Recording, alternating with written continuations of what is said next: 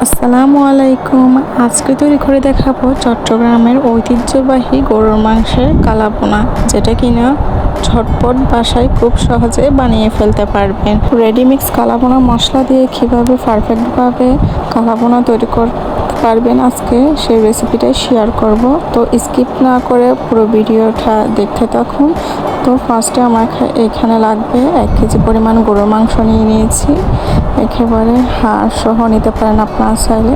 এখানে দেখুন টুকরোটা এরকম একটু বড় সাইজের করবেন, যেহেতু এটা রান্না করার পর একটু ছোট হয়ে আসে আর কালাভুনার মাংস কিন্তু একটু বড় হয়। এইভাবে আমি মাংসগুলোকে কেটে নিয়েছি। আর এখানে নিয়েছি রাঁধুনি রেডিমিক্স কালাভুনা মশলা। এই প্যাকেটটা আমি আপনাদের একটু খুলে দেখাচ্ছি এটার ভিতরে কী কী আছে। দেখতে পাচ্ছেন এখানে একটা বড় প্যাকেট, ছোট প্যাকেট আছে, আর একটা হচ্ছে বড় প্যাকেট। আমি মাংসগুলোকে ভালোভাবে ধুয়ে নিয়েছি এবং যে হাঁড়িতে আমি রান্না করব ওই হাঁড়িতে নিয়েছি। আর এখানে মশলাটা নিয়ে নিয়েছি।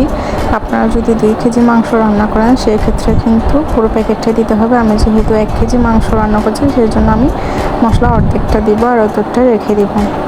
তো দেখতেই পাচ্ছেন আমি অর্ধেকটা মশলা দিয়ে দিচ্ছি বড় প্যাকেটটা। এরপর দিয়ে দিচ্ছি পেঁয়াজ কুচি, আদা বাটা 1 চা চামচ, রসুন বাটা 1 চা চামচ, সয়া সস 1 টেবিল চামচ পরিমাণ, টমেটো সস 1 টেবিল চামচ পরিমাণ, সরিষার তেল 1/2 কাপ।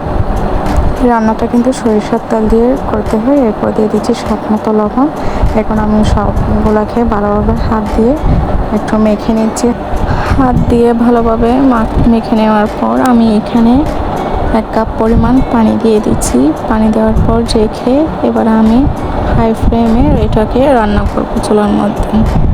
তো দেখতেই পাচ্ছেন আমি একটু ভালোভাবে নেড়ে চেড়ে দিচ্ছি যাতে নিচে লেগে না যায়। এভাবে পানিগুলো শুকিয়ে গেলে আবারও পানি দিতে হবে। এখানে আমি ফুটন্ত গরম পানি দিয়ে দিচ্ছি, 2বার দিয়েছি। একবার শুকিয়ে গেলে আবার দিচ্ছি। যতক্ষণ পর্যন্ত না মাংসগুলো সিদ্ধ না হয় ততক্ষণ পর্যন্ত ফুটন্ত গরম পানি দিতে থাকবেন। দেখুন আমি আর দিব না, আমি 2বার দিয়েছি গরম পানি। এবার যখন ঝোলটা একটু ঘন হয়ে আসবে, প্যাকেটে যে ছোট প্যাকেটটা আছে ওইখান থেকে আমি অর্ধেক দিয়ে দিচ্ছি। এবং এই মশলাটাকে মাংসের সাথে ভালোভাবে মিশিয়ে নেব। এই পর্যায়ে কিন্তু চুলার আঁচটা মিডিয়ামে রাখবেন।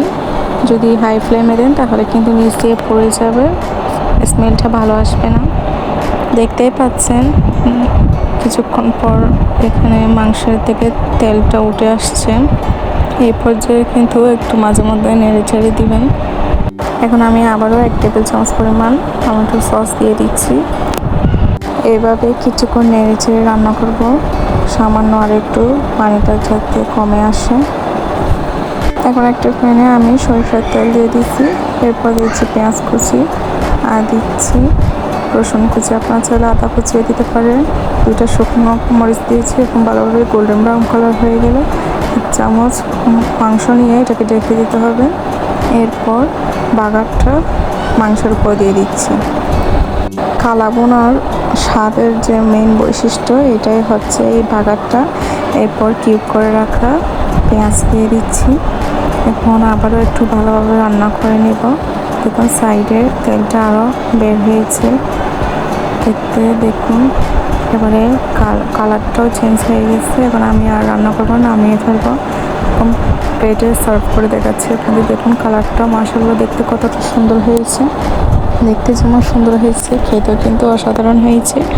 আপনার বাসায় একবার হলেও এটা ট্রাই করে দেখবেন আর আমাকে কমেন্টসে জানাবেন অবশ্যই।